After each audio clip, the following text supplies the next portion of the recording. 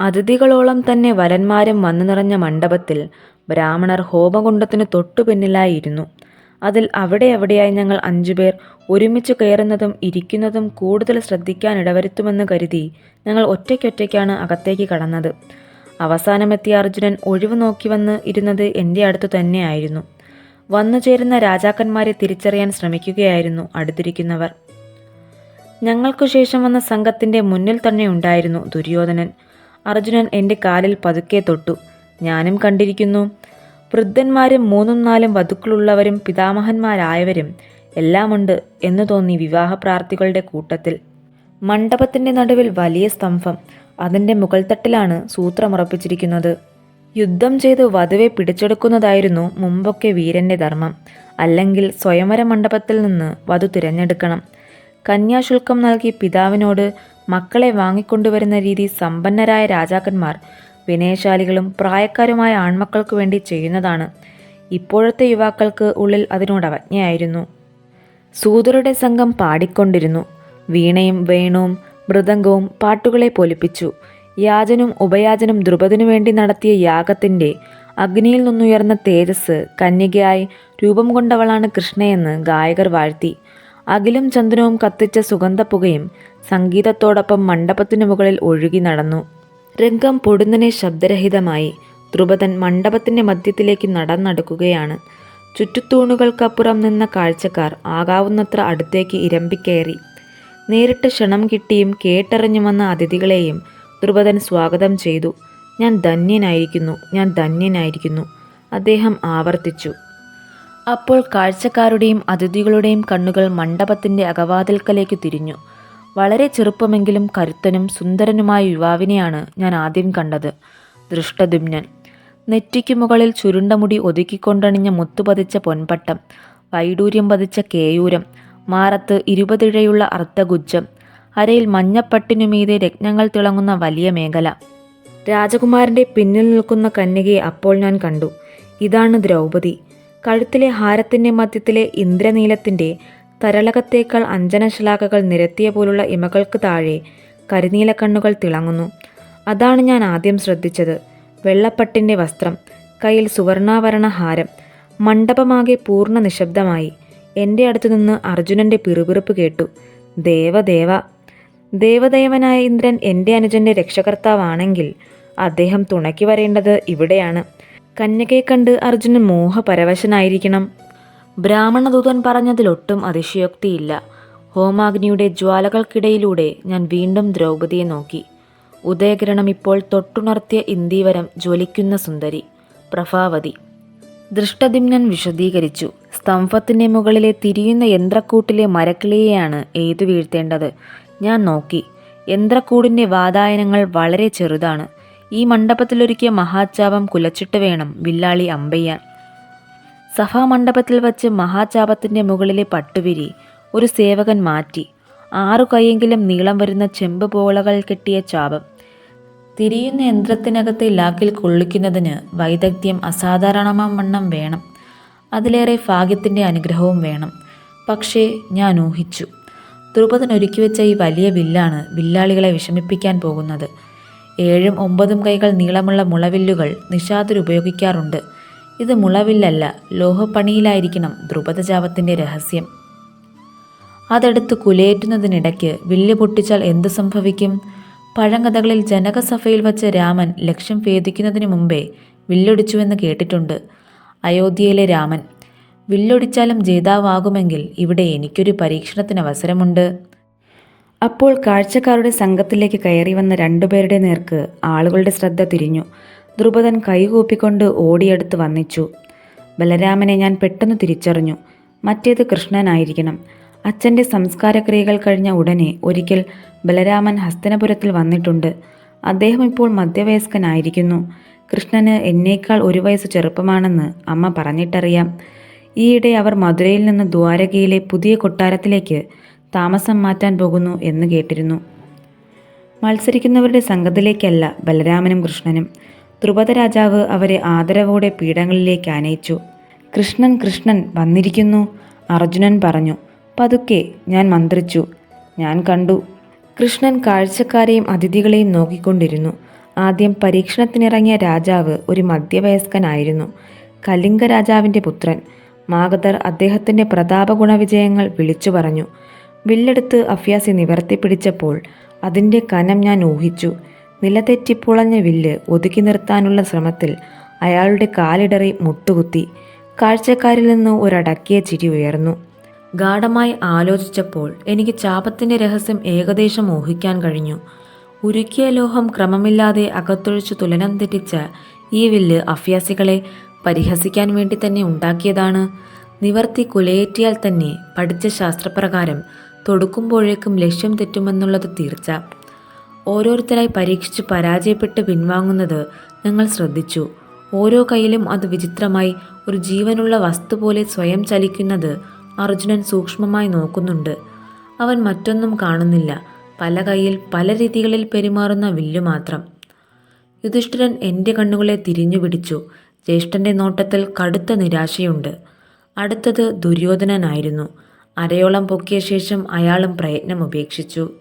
അപ്പോൾ വരസംഘത്തിൻ്റെ ഇടയിൽ നിന്ന് ആരോ എഴുന്നേറ്റ് വരുന്നത് കണ്ട് അർജുനൻ പെട്ടെന്ന് വീർപ്പടക്കി.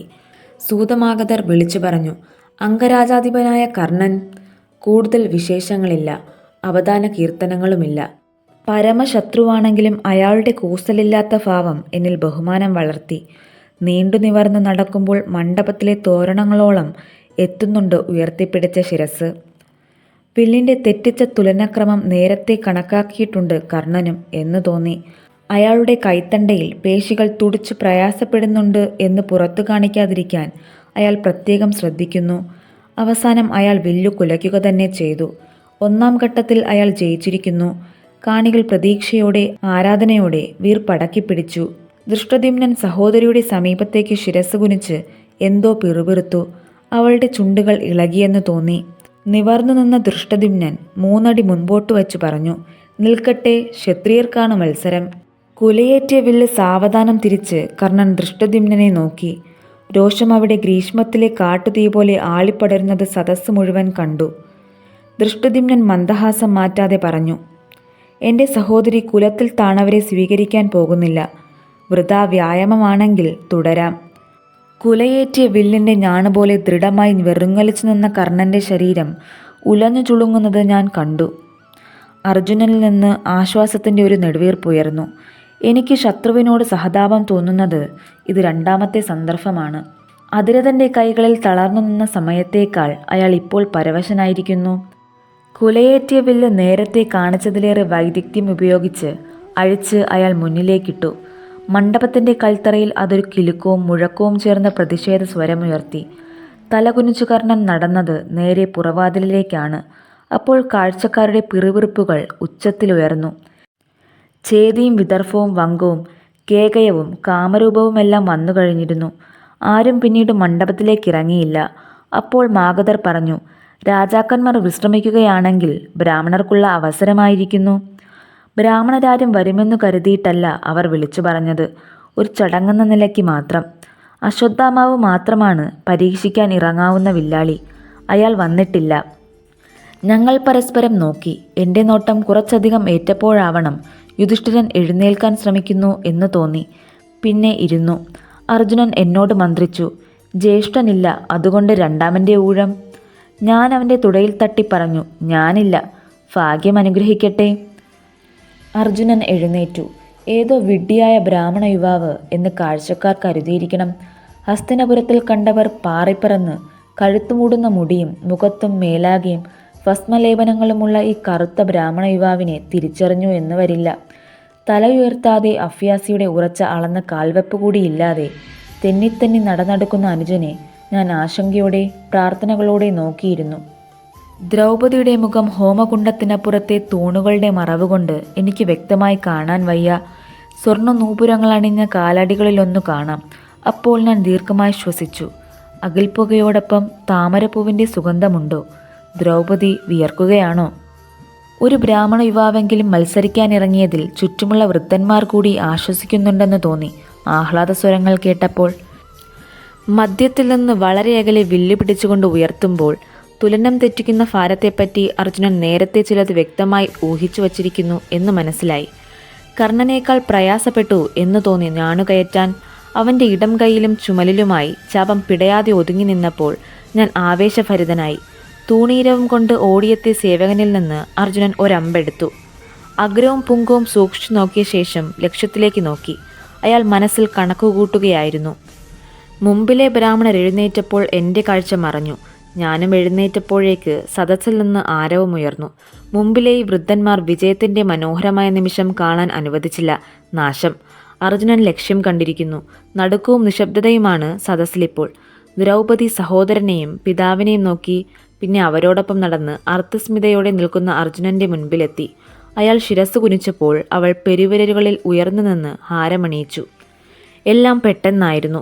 മത്സരത്തിനു ശേഷം മന്ത്രോച്ചാരണവും ആചാരങ്ങളും ഉണ്ടാവുമെന്നായിരുന്നു ഞാൻ ധരിച്ചിരുന്നത്. ഞാൻ ആദ്യം കാണുന്ന സ്വയംവരവും ഇതാണെന്ന് പിന്നീട് ഓർമ്മിച്ചു. നടുക്കവും നിശബ്ദതയും ഒതുങ്ങിയപ്പോൾ ബ്രാഹ്മണരിൽ നിന്ന് ഹർഷാരവമുയർന്നു. പിന്നീട് ബഹളം പൊട്ടിപ്പുറപ്പെട്ടു. കൈക്ക് പിടിച്ചു ദൂരേക്ക് മാറ്റി നിർത്തപ്പെട്ട ധ്രുവന്റെ ചുറ്റും ക്ഷത്രിയർ പൊതിഞ്ഞുകൂടി. വാക്കുകളും വാദങ്ങളും ഉയർന്നു. മത്സരം ക്ഷത്രിയർക്കാണെങ്കിൽ ബ്രാഹ്മണർ പങ്കെടുത്തത് തെറ്റ്. സമ്പത്തിലും സൈന്യബലത്തിലും ഒട്ടും കുറവല്ല പാഞ്ചാലരേക്കാൾ വന്നുകൂടിയ രാജാക്കന്മാരെന്ന് ആരോ ഉറക്കെ പറഞ്ഞു. ധ്രുവന്റെ മുമ്പിൽ കയ്യാങ്യങ്ങളും ആക്രോശങ്ങളുമായി നിൽക്കുന്നുണ്ട് ദുര്യോധനൻ. ദ്രുപദനോടും ദൃഷ്ടദ്യുമ്നോടും നേരിടുന്നതിലുമേറെ സൗകര്യം ബ്രാഹ്മണനോട് ഏറ്റുമുട്ടുന്നതാണെന്ന് കരുതി കുറേ പേർ അർജുനന്റെ നേരെ അടുക്കുന്നത് കണ്ടു. ദൃഷ്ടദ്യുമ്നൻ സമനില തെറ്റാതെ സൈന്യാധിപന്മാരോട് ഒരുങ്ങിയിരിക്കാൻ കൽപ്പിച്ചു. പുറത്ത് ഉടനെ പെരുമ്പറകൾ മുഴങ്ങി. ഞാൻ മുന്നിലിരിക്കുന്നവരെ തട്ടിമാറ്റി. ആദ്യം എൻ്റെ കാഴ്ച മറച്ച ആൾ വിരണ്ടു വീണുപോയി. അക്കൂട്ടത്തിൽ ഗായക സംഘത്തിലൂടെ എടുത്തുചാടി അവൻ്റെ സമീപമെത്തി. തോരണങ്ങൾ കെട്ടാൻ ഉപയോഗിച്ച ഒരു നീണ്ട കാൽ ഞാൻ വലിച്ചെടുത്തു. ഇത് യുദ്ധമല്ല, കലാപമാണ്. ഇവിടേക്ക് പറ്റിയ ആയുധം ഇതുതന്നെ. ജയിച്ചവനെ സ്വീകരിക്കാൻ തയ്യാറില്ലാത്തവർ ആദ്യം എന്നോട് സംസാരിക്കട്ടെ. വലിയ മരക്കാൽ ഉയർത്തി ഒരു ഭീഷണിയോടെ ഞാൻ പറഞ്ഞു. അലറി എന്നാണ് അർജുനൻ പിന്നീട് പറഞ്ഞത്. അരിശ മടക്കാനാവാതെ എൻ്റെ മുമ്പിലേക്ക് പാഞ്ഞു കയറിയവരിൽ മുമ്പിലൊരു കോടിയ മുഖം കണ്ടു. അത് ഏത് കൂട്ടത്തിൽ വച്ചും എത്ര കാലം കഴിഞ്ഞിട്ടായാലും ഞാൻ തിരിച്ചറിയും. ശകുനി. ഇടം കൈ നീട്ടി ഒന്നാമുഖത്ത് പ്രഹരിക്കാതിരിക്കാൻ മനസ്സ് വന്നില്ല. അയാൾ ദൂരെ തെറിച്ചു വീണു. പിന്നെ ഞാൻ പറഞ്ഞു, വരാം, ഓരോരുത്തരായി വരാം, അല്ലെങ്കിൽ കൂട്ടമായി വരാം. ആരാണ്? അതാരാ? പല പല ചോദ്യങ്ങൾ ചുറ്റിലും നിന്ന് ഒരേ സമയം കേട്ടു. ആയുധവിദ്യ പഠിച്ച മറ്റൊരു ബ്രാഹ്മണൻ. ഞാൻ സ്വയം പരിചയപ്പെടുത്തി. ആക്രമിക്കാൻ അടുത്തവർ സംശയിച്ചു. സ്വയംവര മണ്ഡപത്തിൽ വെച്ച് വേണോ? ആരോ ഒരാൾ ചോദിച്ചു. ആരാണെന്ന് മനസ്സിലായില്ല. രാജാക്കന്മാരിൽ ആരോ ആണ്. എന്നാൽ പുറത്ത് രാജാങ്കണത്തിൽ വച്ചാവട്ടെ. ഞാൻ അർജുനൻ്റെ പുറം കാത്തുനിന്നുകൊണ്ട് പറഞ്ഞു. ബഹളക്കാരൊന്നൊതുങ്ങി. പ്രായം ചെന്ന ഒരു രാജാവിൻ്റെ ഉപദേശം അവർക്ക് സൗകര്യത്തിന് കിട്ടി. ഊരുതണ്ടെന്ന ബ്രാഹ്മണന് മക്കളെ കൊടുക്കാൻ ദ്രുപദന് ഇഷ്ടമാണെങ്കിൽ ഞങ്ങൾക്കൊന്നും പറയാനില്ല. ശോഭിച്ചവർ പിൻവാങ്ങിയപ്പോൾ ഞാൻ ദ്രൗപദിയെ നോക്കി. ഭയന്നു വിറച്ചു നിൽക്കുകയാവും പാവം പെൺകൊടിയെന്ന് കരുതിയത് എൻ്റെ തെറ്റ്. കലാപം കത്തിപ്പടർന്നത് ആസ്വദിച്ചു മതിയായില്ലെന്ന് തോന്നും ആ മറ പിടിച്ച മന്ദഹാസം കണ്ടാൽ. പുറത്ത് പടയൊരുങ്ങുകയായിരുന്നു. ദൃഷ്ടദ്യുമ്നൻ മണ്ഡപം വിട്ട് പോയിരിക്കുന്നു. അസ്വസ്ഥനായി നിൽക്കുന്ന ദ്രുപദ രാജാവിനോട് ഞാൻ പറഞ്ഞു, മഹാരാജാവ് ഭയപ്പെടേണ്ട. ഇക്കൂട്ടർ മാത്രമാണ് യുദ്ധത്തിനെങ്കിൽ അവിടത്തെ പടയൊരുങ്ങണമെന്നില്ല, ഞങ്ങൾ മതി. രാജാവ് അത്ഭുതത്തോടെ വിശ്വാസം വരാതെ എന്നെ നോക്കി. ഭീഷണികളും ആയുധങ്ങളും എവിടെയൊക്കെയോ തക്കം പാർത്തിരിക്കെ അവിടെ പിന്നെയും നിൽക്കുന്നത് ബുദ്ധിശൂന്യതയാവും. ഞാൻ അർജുനനോട് പറഞ്ഞു, വധുവയും കൊണ്ട് നടക്കൂ, ഞാൻ കൂടെയുണ്ട്. അർജുനൻ ദ്രുപദനെ വന്നിച്ചു പറഞ്ഞു, പോകാൻ അനുവാദം നൽകിയാലും വിജയം നേടിയാൽ നൽകാമെന്നേറ്റ ഒരു ബലിയും ഹോമവുമുണ്ട്. അതു കഴിഞ്ഞ് കന്യകയും കൊണ്ട് ഞാൻ തിരിച്ചു വരും. ഒരു രഥം പുറത്ത് തയ്യാറാവട്ടെ, ഞാൻ രാജാവിനോട് പറഞ്ഞു. നകുല സഹദേവന്മാരെവിടെ? ജ്യേഷ്ഠനെയും കണ്ടില്ല. പുറത്തു വച്ച് ഒരാക്രമണം ഉണ്ടായാൽ ഇരുവശവും പിൻപുറവും കാക്കാൻ അവരുണ്ടായിരുന്നെങ്കിൽ എന്ന് ഞാൻ ആഗ്രഹിച്ചു. രഥം ഒരുങ്ങിയിരുന്നു. ആദ്യം കയറിയ അർജുനൻ ദ്രൗപദിയെ കൈപിടിച്ചു കയറ്റി. സാരഥിയുടെ ഇടതുഭാഗത്തായി ഞാൻ ചാടിക്കേറി. എവിടെ നിന്നോ 4-5 അമ്പുകൾ വന്ന് തേർചക്രത്തിനടുത്ത് വീണു. സാരഥിയിൽ നിന്ന് ചമ്മട്ടി വാങ്ങി ചുഴറ്റിയടിച്ച് തേരുകളൊരുക്കി പടകൂട്ടുവാൻ ആലോചിക്കുന്ന വിദേശികളുടെ ഇടയിലൂടെ കുതിരകളെ പറപ്പിച്ചു. നഗരപ്രാന്തത്തിലെത്തിയപ്പോൾ സാരഥിയോട് നിർത്താൻ കൽപ്പിച്ചു. ഞങ്ങൾ താഴെ ഇറങ്ങി. ദ്രൗപദി സംശയിച്ചു. അർജുനൻ പറഞ്ഞു, ഇറങ്ങൂ, നമ്മുടെ ആളുകൾ ഇവിടെ അടുത്തുണ്ട്. കൊട്ടാരത്തിലേക്ക് തിരികെ പോവാൻ സൂതനോട് നിർദ്ദേശിച്ചു. നടന്നു. തലേന്ന് ഞങ്ങൾ തങ്ങിയ കുശവഗ്രാമം അകലത്തു കാണാമായിരുന്നു. ഇടവഴിയിലേക്ക് തിരിഞ്ഞപ്പോൾ അർജുനൻ നിന്നു. രാജകുമാരി ഭയപ്പെടേണ്ട, ഞങ്ങൾ പറയണമോ എന്നറിയാൻ വേണ്ടി എൻ്റെ അനുവാദം തേടിക്കൊണ്ടെന്ന പോലെ അർജുനൻ നോക്കി. അച്ഛൻ്റെ ഊഹം ശരിയാണെന്ന് തോന്നുന്നു. ദ്രൗപദി പതുക്കെ പറഞ്ഞു. നിങ്ങൾക്ക് കാര്യം മനസ്സിലായില്ല. ഞങ്ങൾ അതായത്. ദ്രൗപദി ചിരിച്ചു. ഊഹിച്ചു. പൃഥയുടെ പുത്രൻ അർജുനൻ. പിന്നീട് എന്നെ നോക്കി പറഞ്ഞു, ബ്രാഹ്മണർ തൂണ് പറിച്ച് യുദ്ധം ചെയ്യുന്നത് ശരിയല്ല. ജ്യേഷ്ഠനേക്കാൾ അഭിനയം നന്നായി അനുജൻ്റെ. ഞാൻ ചിരിച്ചുപോയി. നടുവിൽ നടന്നുകൊണ്ട് ദ്രൗപദി പറഞ്ഞു, മത്സരത്തിനൊരുക്കങ്ങൾ ചെയ്യുമ്പോൾ അച്ഛൻ പറയുന്നത് കേട്ടിട്ടുണ്ട്. പാണ്ഡവർ വിവരമറിഞ്ഞാൽ രാജധാനിയിൽ എത്താതിരിക്കില്ല. പ്രത്യേകിച്ചും വില്ലാളികളിൽ മുമ്പനായ അർജുനൻ. ഞാൻ ബ്രാഹ്മണവേഷം തുടരാൻ ഉദ്ദേശിച്ചുകൊണ്ട് ചോദിച്ചു, പാണ്ഡവർ വാരണവധത്തിലോ മറ്റോ ഒരു കാട്ടുതീയിൽ വെന്തില്ലേ? അത് കൗരവർ കൂടി വിശ്വസിച്ചിട്ടില്ലല്ലോ. ഒഴിഞ്ഞ കുശവകുടിലിന് മുമ്പിലെത്തി ഞങ്ങൾ നിന്നു. അതുതന്നെയാണ് ഞങ്ങൾ തങ്ങിയ സ്ഥലം. അതിൻ്റെ വാതിൽക്കൽ എത്തിയപ്പോൾ ഞാൻ പറഞ്ഞു, നിൽക്കൂ, അമ്മയൊന്ന് അത്ഭുതപ്പെടുത്താം. ഇതാണ് ഞങ്ങളുടെ കൊട്ടാരം. ചോരയൊഴുക്കാനും യുദ്ധം ചെയ്യാനും നിരനിന്ന രാജാക്കന്മാരുടെ മധ്യത്തിലും ചിരിച്ചുകൊണ്ട് നിന്നവളാണ് ദ്രൗപദി. കുശവകുടിൽ കണ്ടപ്പോഴും അവളുടെ മുഖത്ത് അമ്പരപ്പില്ല. ഞാൻ അടഞ്ഞുകിടന്ന വാതിൽക്കൽ മുട്ടിക്കൊണ്ട് വിളിച്ചു, അമ്മേ, വാതിൽ തുറക്കൂ, ഇന്നു കിട്ടിയ ഭിക്ഷ കാണണ്ടേ. അമ്മയുടെ മറുപടി കേട്ടില്ല. ഞാൻ വീണ്ടും വിളിച്ചു. അമ്മ അകത്തുനിന്ന് വിളിച്ചു പറഞ്ഞു, എല്ലാവരും കൂടി പങ്കിട്ട് അനുഭവിച്ചോളൂ. ദ്രൗപദി ചിരിയൊതുക്കി. അമ്മ വാതിൽ തുറന്നപ്പോൾ ഞാനും അർജുനനും ഉറക്കെ ചിരിച്ചുകൊണ്ട് അകത്തേക്ക് കയറി. ദ്രൗപദിയെ നോക്കി നിന്നപ്പോൾ അമ്മയുടെ കണ്ണുകൾ തെളിഞ്ഞു. മുഖത്ത് വിസ്മയം കലർന്ന ചിരി. ഇതുതന്നെ ഭിക്ഷ. ദ്രുപദരാജപുത്രി. അർജുനൻ ധനൂർബലം കൊണ്ട് നേടിയ വധു. മുട്ടുകുത്തി ദ്രൗപദി അമ്മയുടെ കാൽത്തൊട്ട് വന്നിച്ചു. അമ്മ അനുഗ്രഹിച്ചു. അപ്പോഴേക്കും യുധിഷ്ഠിരനും മാദ്രീപുത്രരും വന്നെത്തി. ഞാൻ ഫലിതം പറഞ്ഞു. നോക്കൂ, ഞാൻ ഭിക്ഷ കിട്ടിയെന്ന് പറഞ്ഞപ്പോൾ അമ്മ അറിയാതെ വിളിച്ചു പറഞ്ഞത് എന്താണെന്നോ? എല്ലാവരും ചേർന്ന് അനുഭവിക്കാൻ. നകുലനും സഹദേവനും ഉറക്കെ പൊട്ടിച്ചിരിച്ചു. അമ്മയും ദ്രൗപദിയും അകത്തേക്ക് പോയി കഴിഞ്ഞിരുന്നു. യുധിഷ്ഠിരൻ വളരെ ഗൗരവത്തിൽ പറഞ്ഞു, എന്തബദ്ധമാണമ്മ പറഞ്ഞത്? വെറും വാക്കാണെങ്കിലും മാതൃശാസനം മാതൃശാസനം തന്നെ. തെറ്റി നടക്കരുതെന്നാണ് ധർമ്മനീതി. അതു കേട്ടുകൊണ്ടാണ് ദ്രൗപദി വന്നത്. എന്തോ പറഞ്ഞു രസിച്ചു വന്നിരുന്ന അവളുടെ മുഖത്ത് ഒരു വർഷമേഘമുയർന്നു. എല്ലാവരും നിശബ്ദരായി. വിജയം ആഘോഷിക്കേണ്ട നിമിഷങ്ങൾ വെറുങ്ങലിച്ചു നിന്നു. ആഘോഷിക്കേണ്ട നിമിഷമായിരുന്നു ഇന്ന്. ദ്രുപദ രാജധാനിയിലെ വിജയം കൊണ്ട് മാത്രമല്ല, അനാഥരെന്ന് കരുതിയ പാണ്ഡവർ ബന്ധുബലം കൊണ്ട് കരുത്തരായിരിക്കുന്നു. വൻപടയും സമ്പത്തുമുള്ള പാഞ്ചാലരുണ്ട് പിന്തുണയ്ക്കെന്നറിയുമ്പോൾ ഹസ്തിനപുരത്ത് പലരും നടുങ്ങും. ഗംഗയുടെ കയങ്ങളും അരക്കിലവും അതിജീവിച്ചവർ അമരന്മാരോ എന്നുകൂടി ചിന്തിച്ചു പോവും. ദേവന്മാരുടെ അനുഗ്രഹം ഞങ്ങൾക്കാണെന്ന് പ്രായം ചെന്നവർ പറയും. അന്ധനും മക്കളും ഇനി സ്വൈര്യമായി ഉറങ്ങില്ല. കാലക്കേടുകളുടെ അവസാനം തുടങ്ങിയ ഒരു വഴിത്തിരിവിലെത്തിയപ്പോൾ ഇതാ ഒരു ബാലിശമായ വാദം, ധർമ്മനീതി. ഞാൻ ഒന്നും മിണ്ടാതെ പുറത്തേക്ക് നടന്നു. യുധിഷ്ഠിരൻ വിളിച്ചു, ഭീമസേന നിൽക്കൂ, കൃഷ്ണൻ വരാമെന്ന് പറഞ്ഞിട്ടുണ്ട്. ബലരാമൻ ജ്യേഷ്ഠനും കൃഷ്ണനും വരും. നിൽക്കൂ. ഞാൻ നിന്നില്ല.